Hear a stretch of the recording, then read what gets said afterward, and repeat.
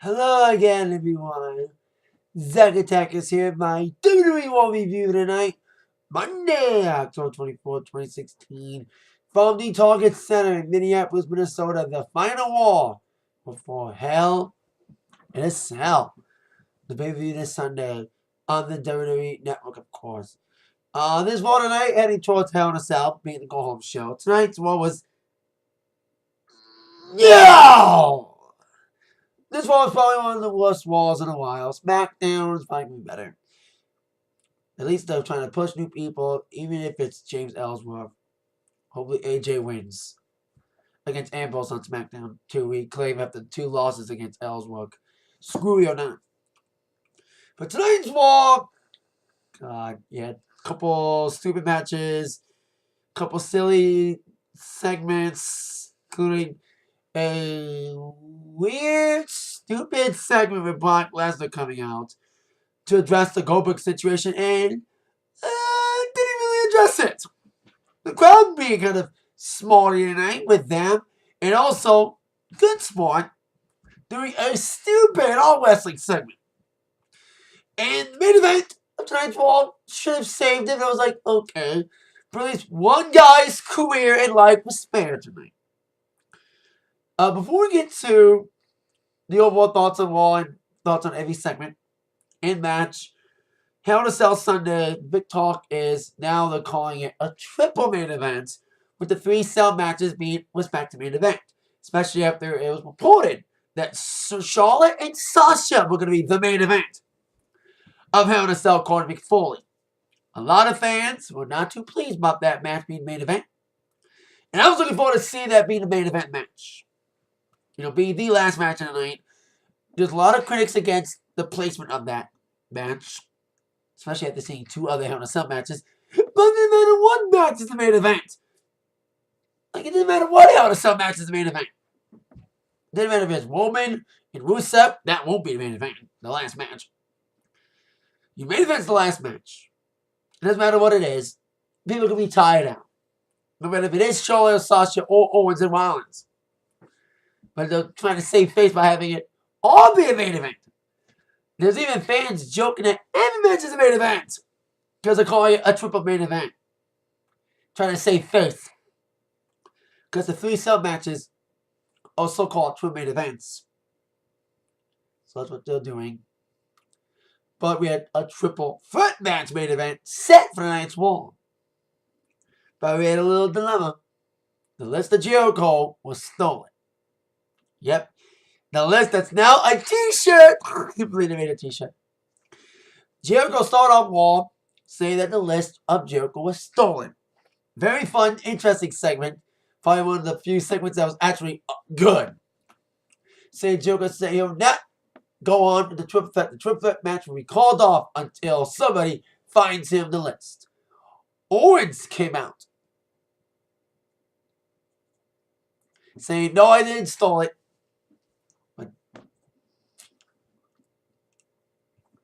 Forget about the list. We need to take care of Rollins. We want to weaken him before my match with him this Sunday at Hell in a Cell. And then Rollins came out, and he did indeed have the list. But Jericho was irate. And he kept chasing Rollins, of course, insert Sparkle Crotch chants again. He had a couple stupid idiot chants, of course. And a great funny exchange. Rollins being a face. Like, I liked him as a heel. Great, evil, cowardly heel. As a face, he's doing okay. Even though it's kind of a weird, crazy face. And the build with him and Owens has been okay. And I think it's been built upon the relationship between Owens and Rollins, his opponent for the night besides Owens, Jericho. You know, the best friends. A little tension built in, especially with, you know, Rollins taking the list and Jericho chasing after it. And he found the list later on, held by Braun Strowman. Let's say this. Braun Strowman having the list is not as bad of a sin as facing and feuding with Sami Zayn. Why? I'll get to their interaction a little later. But now on to our first matchup, which is supposed to open up before Jericho interrupted. We had Enzo Amore taking on Carl Anderson. Of course, the club will be taking on Enzo and Cass this Sunday at Hell in a Cell. We saw Big Cass defeat actually it was Gallows tonight against it was Anderson against Enzo because Gallows lost last week to Big Cass. So Anderson was trying to get back against Enzo Amore. Of course, Enzo and Cass came out, usual pop. And here they're getting pushed at WrestleMania 33 for possible tag team title win.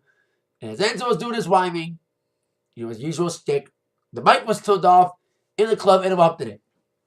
They are the fun police because they're not meant to be fun guys. They're meant to be brutal guys.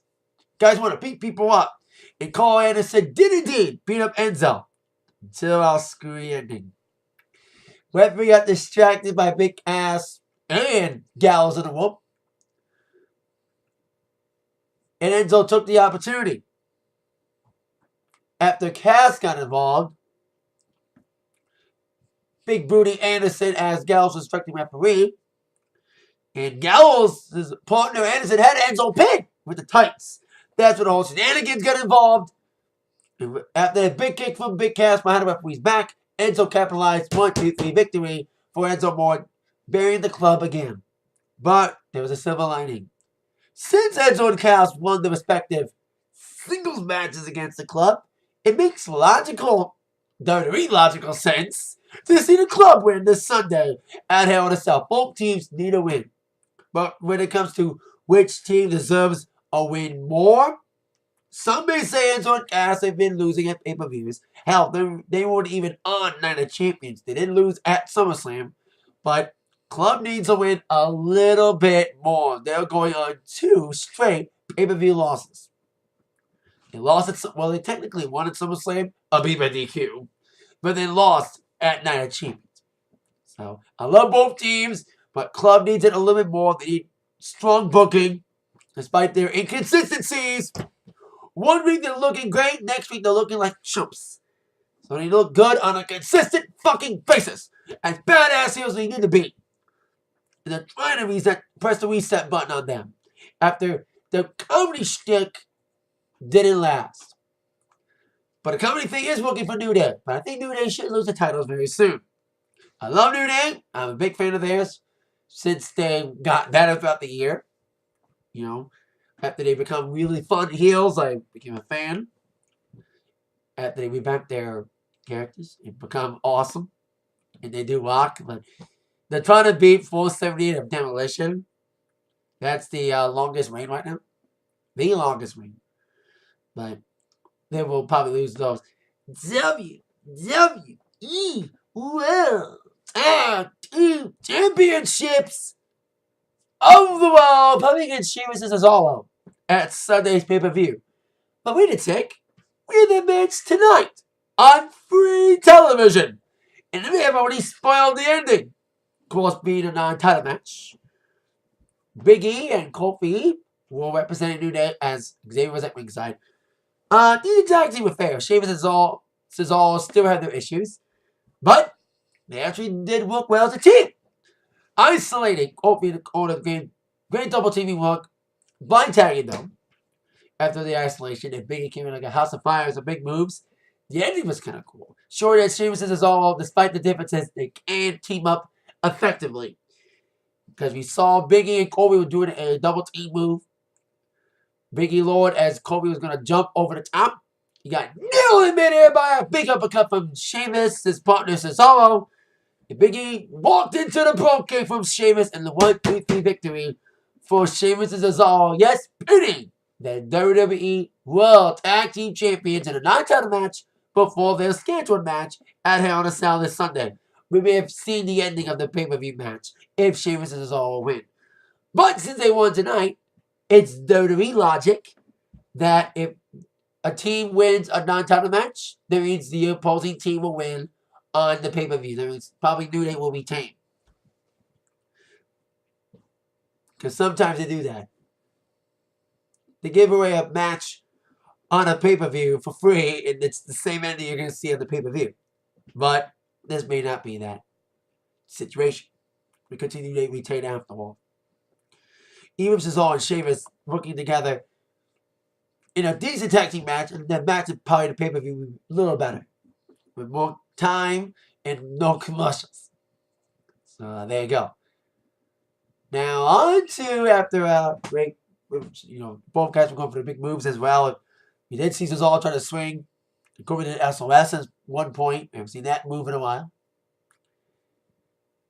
And the ending came in the double team finish of the minute hour got blocked. And then, like I said, the sequence of Kobe getting there with the uppercut in midair after he was trying to fly over the top onto Cesaro. Then, of course, a pro kick from Sheamus to Big E. On to the next 7, Dana Brooke against Bayley. A scheduled rematch from the match last week, which Dana botched the finish. And Bayley got kind of hurt during that botch.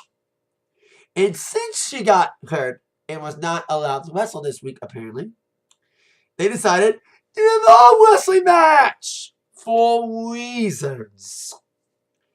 And the fans probably trolled the fuck out of this segment. This is stupid. Boring. We want wrestling. It's not aimed at the women here. This is blamed, and squarely these chants are squarely at creative. They couldn't have Bayley, because Bayley was injured, so they had to do something to save it, and the only thing they could come up with is an arm wrestling contest. Really? Really? Really? Shame! Shame, you creative! Shame! And it was fucking stupid. Dana attacking Bayley. No need to discuss. This segment was fucking stupid. Probably as stupid as the Brock Lesnar segment tonight. There was a lot of stupid segment, a lot of stupid shit tonight that dragged this wall down. For every highlight, the contract signing, a decent main event, there's some lowlights to ruin momentum and make this 3-hour ride more unbearable than usual. It did not sell Hell to Cell well. This was the last pay-per-view, last Raw before the pay-per-view, the go home, and the up and down motion of Raw with so many few good things dragging the show down didn't do this Raw any favors. Especially that arm wrestling segment was fucking stupid and pointless, and the fans let them have it. Let them have it, them being the creative. It was not the women's fault. They had to go along with it because they were paid to do it. Because creative told them to do it. Speaking of creative, trying to do something smart, Bo Dallas is getting an aggressive turn lately. Trying to believe in himself and turning his back on his friends. And we've seen that, especially with Curtis Axel. Trying to reclaim their team glory. They lost in a tag team match a couple weeks ago, but they Bo Dallas beat Neville last week. And even if Axel was celebrating with them, he attacked Axel. That led to tonight's matchup between these two former Social Outcast members. Curtis Axel, I did like his speech. He went up and down. This is the Curtis Axel we need to see. No bullshit. No gimmicks. Just a true guy with true values. He was in his home state of Minnesota. And he had Axel Score, that's apparently a greeting in Minnesota. Despite the fact that the Vikings lost, Curtis Axel was trying to reclaim glory for Minnesota. Unfortunately, the Minnesota losing streak continued. Despite Axel feeding up the fans with a great and passionate promo, the Bo Dallas push is apparently continuing. As the Bo Leave and Bo Train, Bo Leave, continued on despite an okay showing. Axel got destroyed by the aggressiveness of Bo. Sure, Axel tried matching the intensity of Bo, but the intensity of Bo would not let up, and that led to a Bo Dallas victory against Curtis Axel. There was even a little shout out to his dad. He did try to perfect plex at one point. That was cool. But make this Axel continue. It was great and passionate promo from Axel. Great points to him for that. This is Axel we need to see. Let him be himself. Don't let it be Axelmania. That kind of worked until Hogan got himself in his mouth and Gawker in trouble. Last year, the whole Gawker thing. At least the putting back Hulk Hogan back on television with him being used in WWE Network promotional material. So now on to our next affair, the Golden Troop against the Shining Stars. It was not a six-man tag like last week, but we had Mark Henry and Titus O'Neil at ringside. These Golden Troops on TV again after a little while gone, being relegated to superstars. But anywho, match was okay. Golden Troop got the victory as the brand of Titus got a little hit, even though he wasn't involved in the match. His buddies lost. The Shining Stars trying to reclaim their gimmick with the whole timeshare thing. It's getting over. It's about as over as a Goldberg chant in Minnesota. Anywho, okay, little showing. Decent little squasher. I was kind of distracted. Now on to one of the few little highlights. The contract signing for the women's Hell in a Cell match this Sunday. We're showing Sasha delivers some good promos. Some would say too scripted. And Foley was showing real passion, giving Sasha and Charlotte the kind of pep talk he gave to Seth Rollins and Dean Ambrose during their build-up for Hell in a Cell back in 2014. A bit different now that there are women going to be involved for the first time ever. Great passion from Foley in a promo. Even if it was his idea, that's WWE logic for you.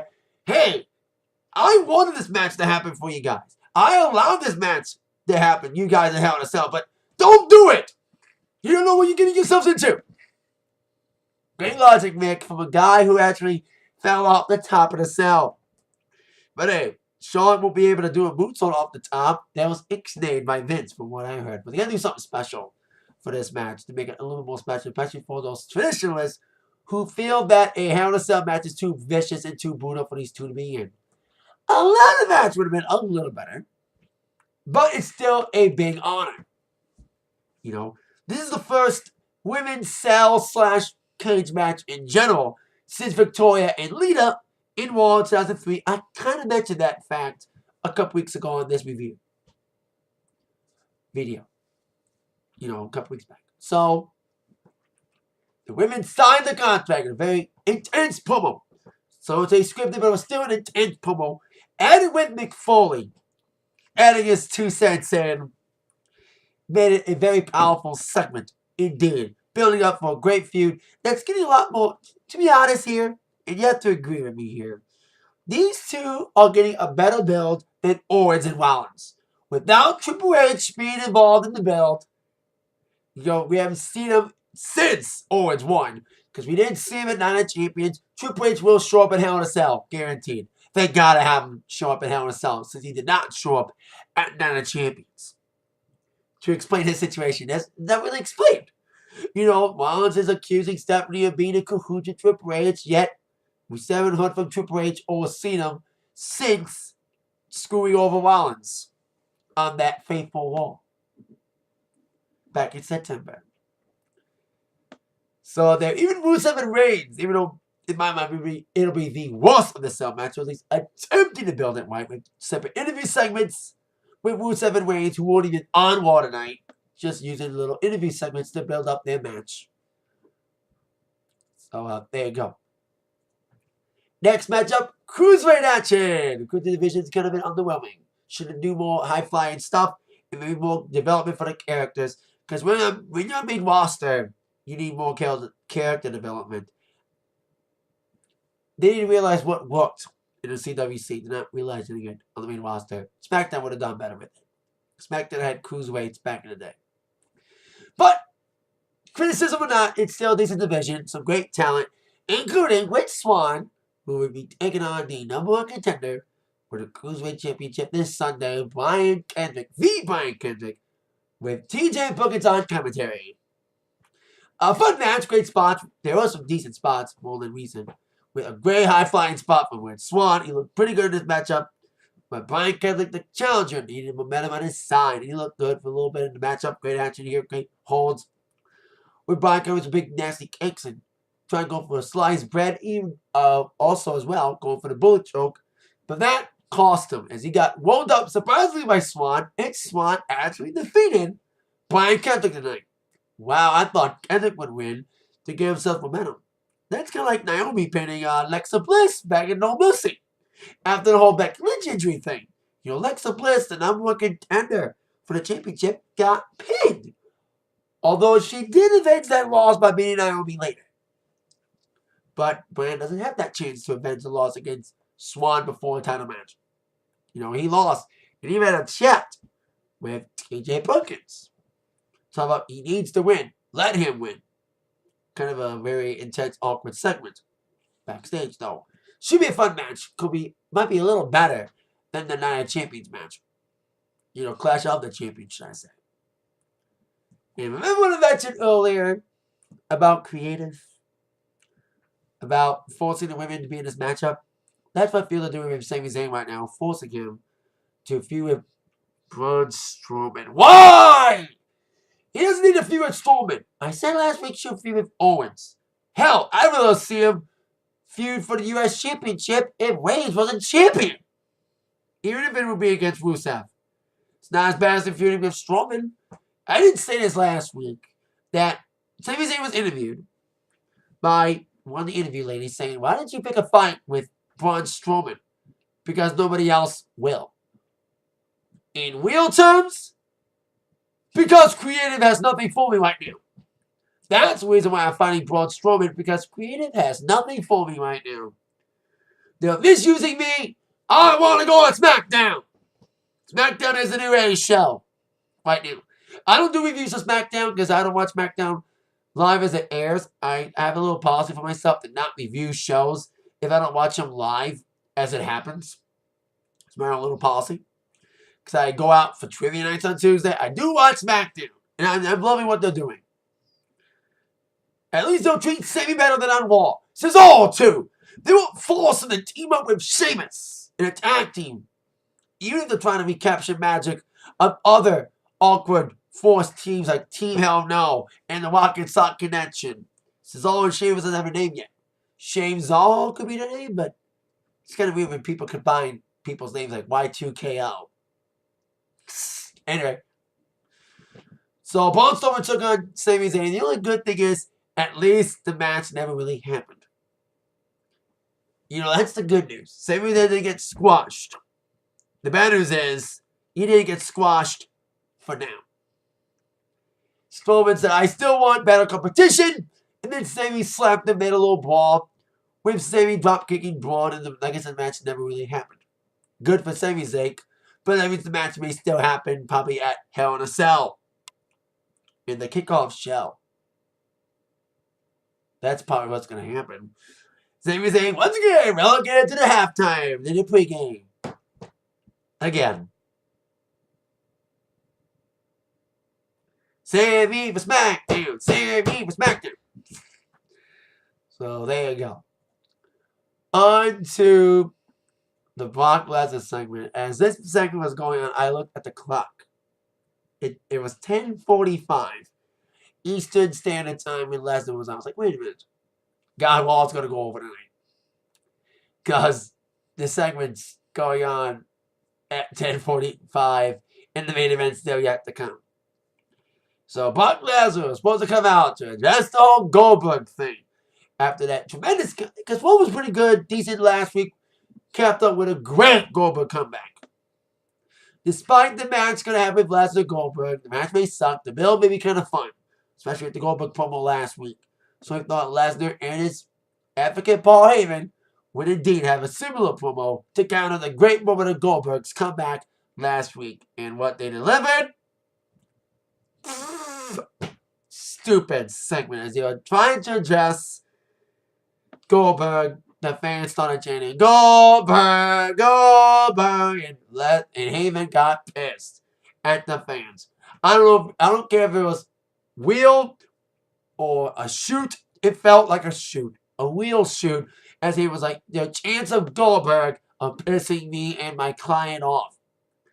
But this being in Minnesota, Lesnar's supposed hometown, you had the fans counteracting the Goldberg chants with Suplex City, because you had Lesnar and Heyman just standing there when we had conquering Suplex City Goldberg, Suplex City Goldberg chants. Then, of course, we had Goldberg sucks, Goldberg sucks. And then, that's it. Heyman left, they're left. They didn't really address anything. The fans got a little bit over smart and interrupted this whole segment. Because smart fans can be some stupid smart like this moment, and smart like really trolling the hell out of the women's segment. Lenny created habit for putting this arm wrestling segment on. And like I said earlier, the chants weren't aimed at the women, they were aimed at creative. They were aimed at the writers for putting this segment on. So I got a little smart with this one. So this segment, though, got interrupted by dumb smart fans. So they got frustrated. They really said Goldberg was here at Survivor Series. That's the women match date and location, Toronto. So they didn't really address it because the fans got a little bit too involved in the chanting in this segment. So there you go. Nothing was really addressed. The storyline never really progressed, but Goldberg is set to be on Raw next week. So there you go. On to our main event.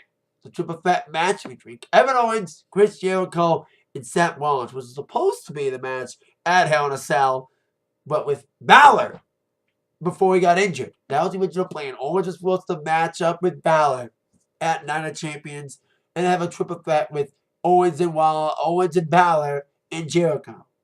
We might have seen that triple threat match at Hell in a Cell, but that supposed triple threat with Rollins replacing Balor took place tonight. Non-title, of course. And the match was okay. I thought it was going to be a lot better, but knowing that Raw was already going over by the time the last of this segment went on, I was like, this match is going to get shortened because of this. Because of going over. The match starting way later. It's probably like 10:55 when they started. Jericho got taken out early. And Owens and Jericho, it felt like a handicap match. And Rollins knew it. They weren't going to fight each other. There was almost an instance Jericho slapped Owens, but they never really fought each other. They were basically double teaming Rollins until at one point they brought on the outside and Jericho got tossed over the barricade into the crowd, laying him out a little bit so Rollins could have Owens one-on-one. And Owens came out with some big nasty kicks, caused the cannonball splash attempt. Once, missed, but they did it again after Jericho got back in and double team continued, including Jericho with Rollins in prone position. I was whipping Owens to the cannonball after the wall. Then Jericho gets a cold breaker on Rollins, and he thought it was 3. And that's when the cannonball happened after Jericho thought he got a 3 after that cold breaker. So then both Owens and Jericho were going to do a big move onto Rollins.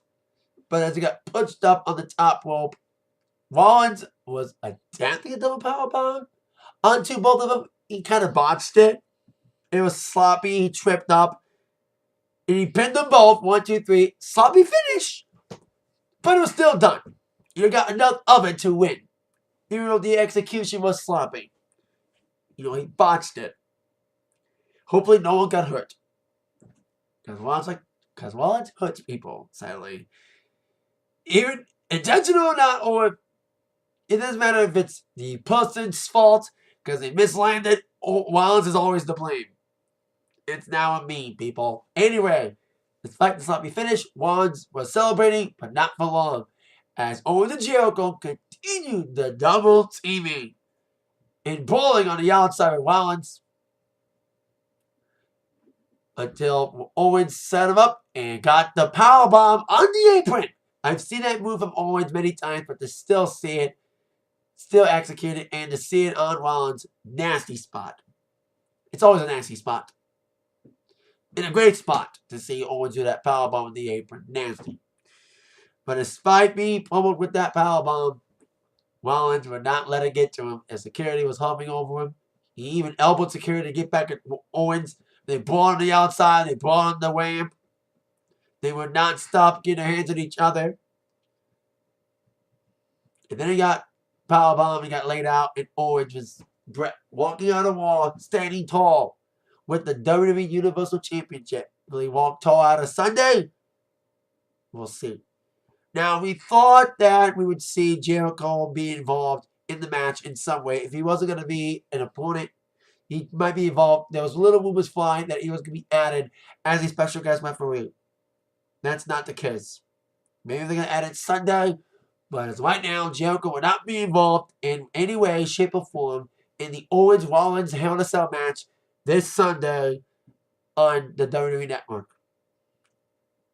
Besides that, that's okay. Raw tonight, it was like, so good things, but a lot of bad things outweigh the good. In drag, like sometimes when bad segments, especially on the 3-hour Raw, a lot of bad things can make watching a 3-hour Raw unbearable. And boy, oh boy, were there a lot of bad things to weigh this Raw down and made this 3-hour ride a lot more unbearable than usual. So that's it. Thank you so much for watching. We'll see what happens Sunday. Should be an okay pay-per-view. Hopefully it's better than the Classic Champions. Because the Champions was okay. Bad booking decisions. And no Triple H. Maybe we'll see him Sunday with the supposed triple main event. It's kind of a bad term to use. Because there's only one main event. But they're using the triple as safe face. To make sure the women's match doesn't get properly a main event spot. Safe face, make it triple. With that in mind, you've all been attacked by the review from Zach. See you all soon, everybody. Bye-bye.